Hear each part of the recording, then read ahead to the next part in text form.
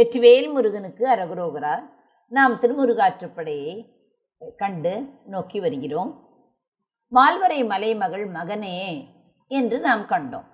இப்பொழுது கொற்றவை சிறுவரை பற்றி பார்க்க போகிறோம். திரு அவதாரத்தோடு தொடர்புடைய 3 திருநாமங்களை சொன்னார். மேலே முருகனுடைய வீரத்தை விளக்கும் திருநாமங்கள் 2 கூறுகிறார். அவனுடைய வீரம் மிக சிறந்தது. அவனை எதிர்க்கும் பகைவர்கள் உயிர் பிழைப்பதே இல்லை. அவர்களுக்கு அவன் யமனை போல இருக்கிறான்.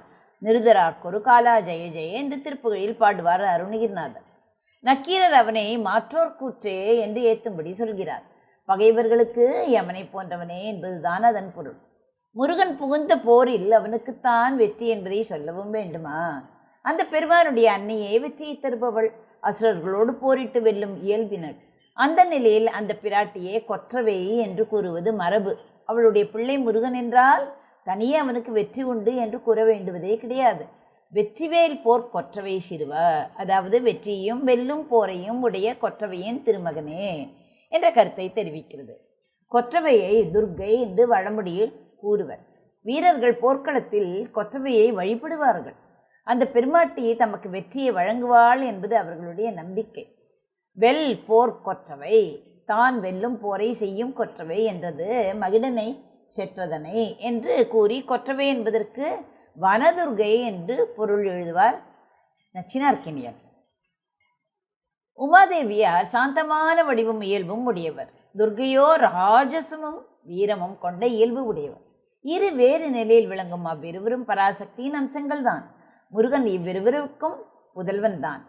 இவர்களுக்கெல்லாம் மூலமான பராசக்திக்கே அவன் திருமகன். அவளே எல்லா சக்தி உருவங்களுக்கும் மூலமான பழைய சக்தி ஆவாள். மிக மிக பழைய பராப்பரை ராஜராஜேஸ்வரி, திரிபுர சுந்தரி என்று தேவியின் பக்தர்கள் கூறும் பராசக்தி அவள். அவள் எழிகளை அணிந்து பேரெழியாக திகழ்கிறாள். அந்த ஆபரணங்கள் தெய்வீகம் பொருந்தியவை, இயல்பாகவே அமைந்தவை. முருகன் அந்த பேரழகியின் புதல்வன். ஆதலால் அவளுடைய அம்சமாகிய எல்லோருக்கும் புதல்வனாகிறான். இழை அணி சிறப்பில் பழையோள் குழவே, அதாவது அணிகலன்களை அணிந்த சிறப்புடைய பழையவளாகிய பராசக்தியின் குழந்தையே. அம்பிகையின் திருநாமங்களில் புராதனா என்பதும் ஒன்று. ஸ்ரீ லலிதா சஹஸ்ரநாமத்தில் 802வது திருநாமமாக அது ஒளிர்கிறது. பழையவள் என்பது அதற்கு பொருள்.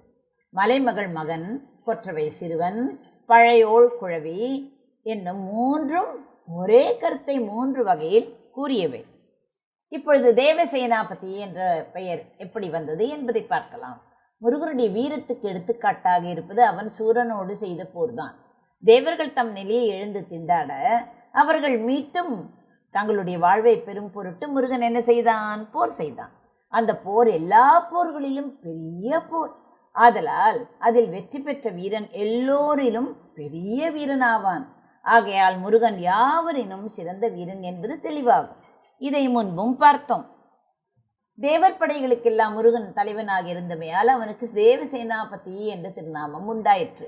தேவர்களெல்லாம் வணங்கி போற்றும் படைத்தலைவன் அவன். அப்போது அவன் வேலாயுதத்தோடு வேறு பல படைக்கலங்களையும் ஏந்தினான்.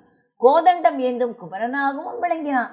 வானோர் வணங்கு வில் தானே தலைவ, தேவர்கள் வணங்கிய வில்லை ஏந்திய படைத்தலைவனே என்ற பொருளை குறிக்கிறது. இதற்கு வானோராகிய தானேயும் வணங்கு வில்லையும் உடைய தலைவா என்று பொருள் கொள்வர் நச்சினார்க்கினியர். அப்போது வணங்குவில் என்பதற்கு வளைந்த வில் என்று பொருள் கொள்ள வேண்டும். முருகன் திருக்கரத்தில் வில்லும் உண்டு என்பதை சூலம்பாள் தண்டு செஞ்சேவல் கோதண்டமும் சூடு தோளும் என்று திருப்புகழால் உணரலாம். தனுர்தர சுப்பிரமணிய மூர்த்தியின் திருவுருவத்தை சாய்க்காடு முதலிய தலங்களில் நாம் காணலாம். முருகன் வீர விளையாடலை எப்போதும் செய்து கொண்டிருப்பதில்லை. தீய சக்திகளை போக்கும் பொருட்டு வீரம் காட்டுவானே அன்றி அவன் எப்போதும் ஈரமுடையவன், அருள்வுடையவன். அவன் அணியும் மாலைகளில் வெற்றிக்குரியது வேறு, போகத்துக்குரியது வேறு. அவன் எப்போதும் போகத்துக்குரிய மாலையாகிய கடப்பம் தாரை மார்பில் அணிந்திருக்கிறவன். ஆகையால் அவனை மாலை மார்பா என்றும் ஏத்துவாயாக என்று நக்கீரர் சொல்கிறார். மாலை மார்பா, சரவண பவனே, கார்த்திகேயனே, சிவகுமாரா, பார்வதி நந்தனா, துர்காசுதா, பராசக்தி மகனே, தேவசேனாபதி, இன்பமாலை அணிவோய் என்று முருகனை ஏற்றி புகழும்படி இதுவரையில் சொல்லி மேலும் சில திருநாமங்களை சொல்ல வருகிறார் நக்கீரர். இவன் ஒரு நூலறி புலவன் ஆவான். தமிழ்நாட்டில் புலவர்களுக்கு பழங்காலத்தில் மிகுதியான மதிப்பு இருந்தது. அதற்கு ஏற்ற வகையில் அவர்கள் பண்பிலும் அறிவிலும் சிறந்து நின்றார்கள். அவர்களுக்கு அறிவின் பெருமையினால் புலவர் என்று பெயர் அமைந்தது. காலத்து புலவர்களே நல்லிசை சான்றோர் என்று குறிப்பது வழக்கம். மக்களுக்கு அவர்களிடத்தில் அத்தனை மதிப்பு நிலவியது. சேர சோழ பாண்டியராகிய முடியுடைய மன்னர் மூவருடைய ஆட்சியின் கீழ் தமிழ்நாடு இருந்து வந்த பழங்காலத்தில் சில சமயங்களில் அவர்களுக்குள்ளேயே போர் நிகழ்ந்துவிடும். அப்போது ஒரு நாட்டில் உள்ளோர் மற்றொரு நாட்டுக்கு போக மாட்டார்கள். போனால் ஒற்றார் என்று பற்றி கொள்வார்கள். அதாவது இவன் ஒற்றன் என்று அவனை பிடித்து வைப்பார்கள். ஆயினும் புலவர்கள் எந்த நாட்டை சேர்ந்தவர்களாக இருந்தாலும் எந்த ஊர்க்காரர்களாக இருந்தாலும் எங்கும் போகலாம். அவர்கள் பிறந்தது ஒரு நாடானாலும் ஊர் ஒன்றானாலும் எல்லா நாடுகளும் எல்லா ஊர்களும் அவர்களுக்கு உரியனவாகவே இருந்தது. இந்த காலத்தில் ஒரு நாட்டார் வேற்று நாடுகளுக்கு போக வேண்டுமானால் அதற்கு அனுமதி சீட்டு வாங்க வேண்டும் அல்லவா? புறப்படும் நாட்டு அரசியலாரும் அனுமதி வழங்க வேண்டும். போய் சேரும் நாட்டு அரசியலாரும் அனுமதி தர வேண்டும். இல்லையானால் போகவே முடியாது. அந்த 2 அனுமதிகளும் எல்லோருக்கும் எளிதில் கிடைப்பதில்லை. அப்படி கிடைத்தாலும் இடம் காலம் என்ற வரையறை இருக்கும். இந்த நாட்டுக்கு தான் போகலாம், இவ்வளவு காலமே தங்கலாம் என்று வரையறுத்து அனுமதி அளிப்பார்கள். எல்லா நாடுகளுக்கும் எப்போதும் போகும் அனுமதி எல்லோருக்கும் கிடைப்பது அரிது. பழங்காலத்தில் இந்த நாட்டில் எல்லா இடங்களுக்கும் எல்லா காலங்களிலும் செல்வதற்குரிய தகுதியை ஒருவன் முயன்று பெறலாம். அது அரசியலாரிடம் பெறுவது அன்று, தானே முயன்று அமைத்துக் கொள்வது. அதுவே புலமை. ஒருவன் கல்வியில் சிறந்தவனாக இருந்தால் எந்த நாட்டுக்கும் போகலாம், எந்த ஊருக்கும் போகலாம். அந்த நாட்டிலேயே தங்கி கூட விடலாம். அந்த ஊர்க்காரனே ஆகிவிடலாம். இதையே வள்ளுவர் சொல்கிறார், யாதானும் நாடாமல் ஊராமால் என் ஒருவன் சாந்துணையும் கல்லாதவாறு என்பது இந்த கருத்தை சொல்கிறது. புலவர்கள் தம்முடைய கல்வி, கேள்வி, அறிவு, ஒழுக்கங்களால் சென்ற இடங்களெல்லாம் சிறப்படைவார்கள். புலவர்களை தெய்வம் போலவே எண்ணி மக்கள் வழிபட்டார்கள். கடைசங்க காலத்தில் இருந்த புலவர்களை கலைமகளின் அவதாரமாகவே கருதினர். அப்படியே புராணமும் கூறுகிறது. அது மட்டுமல்ல, சங்கப்புலவர்களில் தெய்வங்களும் இருந்து தமிழுக்கு சிறப்பை அளித்ததாக இறையனாரக பொருள் உரையில் வருகிறது. திரிபுரம் எரித்த விரிசடை கடவுளும் குன்றம் எரிந்த குமரவேடும் வாசுதேவனும் தலை சங்கத்தில் புலவர்களாக விளங்கினார்களாம். குமரகுருபரர் முருகனே சங்கத்தமிழின் தலைமை புலவா என்று பாடுகிறார். கடவுளரையும் புலவர்களாக சொல்வதில் பெருமை காணுபவர்கள் இந்த நாட்டினர் என்பதை இவை காட்டுகின்றன. முருகன் ஞான பண்டிதன், எல்லாம் அறிந்த சர்வஜன், எல்லா மொழிகளும் அவன் அருளால் தோன்றியவை.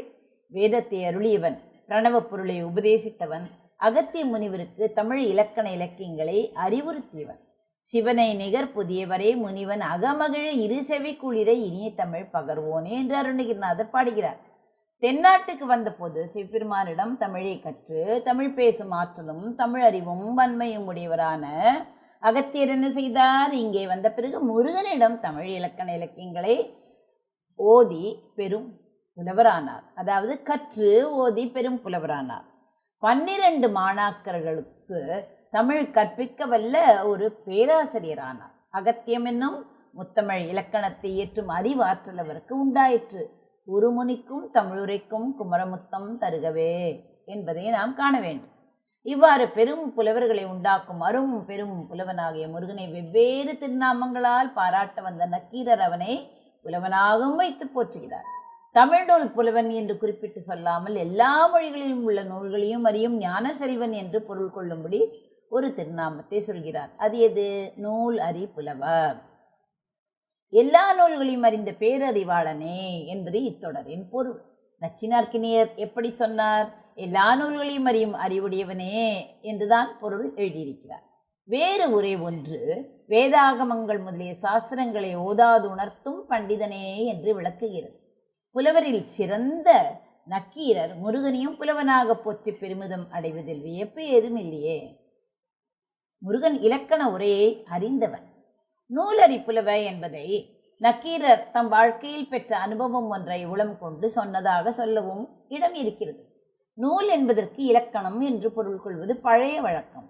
முந்து நூல் கண்டு முறைப்பட எண்ணி என்ற தொல்காப்பிய பாயிரத்தில் நூல் என்ற சொல் இலக்கணத்தையே குறிக்கிறது. நூலே உரையே என்று வரும் தொல்காப்பிய சூத்திரத்திலும் அந்த பொருளில் நூல் என்ற சொல் அமைந்திருக்கிறது. இலக்கணத்தில் உள்ள சூத்திரங்களுக்கு நூற்பா என்ற பெயர் வந்ததற்கும் இதுவே காரணம். இலக்கணம் அறிந்த புலவன் மற்றவர்களிலும் சிறந்தவன். இலக்கணத்தால் செப்பம் அமைந்த மொழி சீரிய மொழி. மண்ணிடை சில இலக்கண வரம்பிலா மொழி போல் எண்ணிடைப்பட கிடந்ததா எண்ணவும் படுமோ என்ற திருவிளையாடல் புராணம் தமிழின் சிறப்பை எடுத்துரைக்கிறது. கடவுளரே இலக்கண நூல்களை இயற்றியதாகவும் அறிவுறுத்தியதாகவும் வரலாறுகள் பல வழங்குகின்றன. இறைவனுடைய உடுக்கையிலிருந்து பிறந்த ஒலிகளே மகேஸ்வர சூத்திரங்களாயின என்பர். வடமொழியில் முருகன் அருளிய கௌமார வியாக்கரணம் என்ற நூல் ஒன்று உண்டு என்று கூறுவர். தமிழில் ஆலவாய் இறைவன் அருளிய அகப்பொருள் இலக்கணம் இறையனார் அகப்பொருள் என்ற பெயரோடு இன்றும் நிலவுகிறது. முருகன் தமிழ் இலக்கண நூல் ஏதும் இயற்றியதாக தெரியவில்லை. ஆயினும் இலக்கண உரையை மதிப்பிட்டவன் என்று ஒருவாறு உண்டு. அது எப்படி? ஒரு சமயம் பாண்டிய நாட்டில் பஞ்சம் உண்டாகி 12 ஆண்டுகள் இருந்தது. பஞ்சம் உண்டானவுடன் பாண்டியன் மிக வருந்தினான். குடிமக்கள் அல்லலுறும் நேர்மே, அதாவது கஷ்டப்பட நேர்மை என்று அஞ்சினான். அவர்களுக்கு வேறு வழி இல்லை. ஆனால் சங்கப்புலவர்கள் பஞ்சத்தில் துன்புறக்கூடாது என்பது அவன் எண்ணம். அவர்கள் எந்த நாட்டுக்கு சென்றாலும் மதிப்பும் வாழ்வும் கிடைக்கும். அதனால் அவர்களை வணங்கி, இந்த பஞ்சகாலத்தில் எங்களோடு இருந்து இன்னலை பகிர்ந்து கொள்ளும் அவசியம் உங்களுக்கு இல்லை. வளப்பம் உள்ள நாடுகளுக்கு சென்று சில காலம் வாழுங்கள். இந்த நாட்டில் பஞ்சம் தீர்ந்து மீண்டும் வளப்பம் உண்டாகும் போது நீங்கள் இங்கு வரலாம் என்று வேண்டிக் கொண்டான். அவர்கள் அப்படியே வெவ்வேறு நாடுகளுக்கு சென்று விட்டனர். 12 ஆண்டுகள் ஆன பிறகு பஞ்சம் நீங்கியது. மீண்டும் பாண்டி நாட்டில் வளம் பெருகியது. மறுபடியும் புலவர்களை அழைத்து சங்கம் கூட்டி வளர்த்து வர வேண்டும் என்ற ஆர்வம் பாண்டியனுக்கு எழுந்தது. பல நாடுகளுக்கும் ஓலை போக்கி புலவர்களை வருவித்தான். போன இடங்களில் உள்ளவர்களுடன் பழகி அங்கேயே விருப்பம் கொண்டு சிலர் தங்கிவிட்டனர். பலர் திரும்பி வந்தனர். மீண்டும் சங்கத்தை நடத்த தொடங்கினான் பாண்டியன். அவனுக்கு நெடுநாட்களாக ஒரு விருப்பம் இருந்து வந்தது. இடையிலே பஞ்சம் வந்தமையால் அதை நிறைவேற்றி கொள்ள முடியவில்லை. தமிழில் உள்ள இலக்கணம் 3 பிரிவாக உள்ளது. எழுத்து, சொல், பொருள் என்ற இந்த 3ஐயும் தொல்காப்பியம் கூறுகிறது. இவற்றில் பொருள் இலக்கணம் சிறப்பானது என்று கூறுவார்கள். பொருளின் வகையாகிய அகப்பொருள், புறப்பொருள் என்ற 2இல் அகப்பொருள் என்பது மிகவும் சிறந்ததாக விளங்குகிறது. அதற்கு தனியே ஓர் இலக்கண நூல் யாரேனும் தக்க புலவர் ஒருவரை கொண்டு இயற்ற செய்ய வேண்டும் என்ற ஆசை அரசனுக்கு இருந்தது. மீண்டும் சங்கம் உருவான இப்போது அதை செய்விக்க முயன்றான். மீண்டு வந்த புலவர்கள் 3 இலக்கணங்களிலும் வல்லவர்களே. இருந்தாலும் தனியே புதிய இலக்கணம் எழுத சிறப்பான தகுதி வேண்டுமே. அப்படி உள்ள புலவர் ஒருவரும் அப்போது அங்கு வந்து சேரவில்லை. அதனால் பாண்டியனுடைய விருப்பம் நிறைவேறாமல் குறையாகவே இருந்தது. தன் குறைகளை ஆலவாயில் எழுந்தருளி இருக்கும் இறைவனிடம் விண்ணப்பித்துக் கொள்வது பாண்டியன் வழக்கம். அப்படியே அந்த குறையையும் கூறி வேண்டினான். எம்பெருமானே, தமிழின் உயிராக உள்ளது அகப்பொருள் என்பார்கள். அதில் புதிய நூல் ஒன்று எழ வேண்டும் என்ற என் விருப்பம் நிறைவேறவே இல்லையே. நின்னுடைய அருள் இருந்தால் எளிதில் அது நிறைவேறும். திருவருள் புரிய வேண்டும் என்று வேண்டிக் கொண்டான். பல காலம் கழித்து அவன் விருப்பம் நிறைவேறியது. திருக்கோயிலில் பூஜை புரியும் சிவாச்சாரியார் இறைவன் எழுந்தருளியிருக்கும் பீடத்தின் கீழே ஒரு நாள் திரு அலகிடும் பொழுது, அதாவது மெழுகும்போது, ஏதோ கணகணவென்று ஒலி எழுந்தது. என்ன என்று பார்க்கும்போது சிவ செப்பு தகடுகள் இருப்பதை அறிந்தார். அவற்றை எடுத்து பார்த்தபோது அவற்றில் எழுத்துக்கள் இருந்தன. உடனே பாண்டியனிடம் அனுப்பினார். அவன் படித்து பார்த்தான். சூத்திர வடிவில் அமைந்த அகப்பொருள் இலக்கணமாக இருந்தது. அவனுக்கு ஆனந்தம் தாங்க முடியவில்லை. இறைவன் தான் தன் வேண்டுகோளுக்கு இணங்கி அந்த நூலை அருளினான் என்று நம்பி கூத்தாடினான். 60 சூத்திரங்கள் அதில் இருந்தன. பிறகு என்ன ஆயிற்று என்பதை அடுத்த பகுதியில் நாம் காணலாம். நன்றி, வணக்கம். உமா பாலசுப்ரமணியன்.